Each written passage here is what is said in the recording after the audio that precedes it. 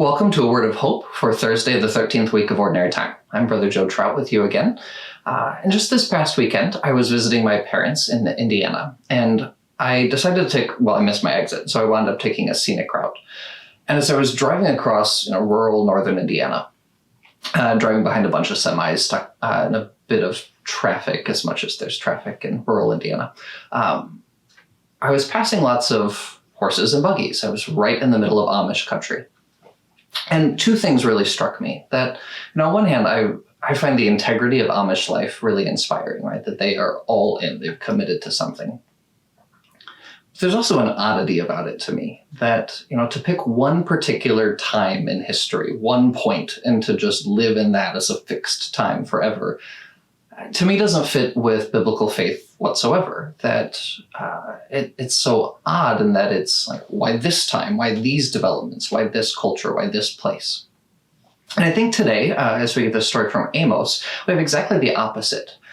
This fascinating story to me where Amos the prophet says he's not a prophet. He's not a professional prophet at all. He's just someone that God called to deliver a message, to cry out against the injustices, the oppression of his time, that he points out the dangers of an oppressive, unjust world and the corruption and the collapse of their society that's going to result because of it. And he's not a prophet. He's just someone who is grounded in his time, in his actual time and place, seeing what's happening around him and speaking out of his faith, called by God. And so what I think one of these beauties for our time is, we're living in a tumultuous time like him. There's a lot going on in the world around us, particularly these constant reminders of the racial injustices that we're hearing protests, any number of concerns about.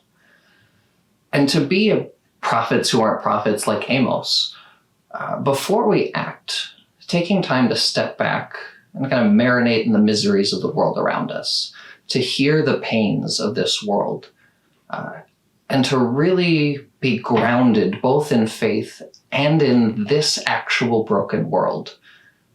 That's what God needs from us in this time. If we are to be a church made up of all kinds of prophets, this is what we need, to be a people who hear the word of God and see the brokenness around us.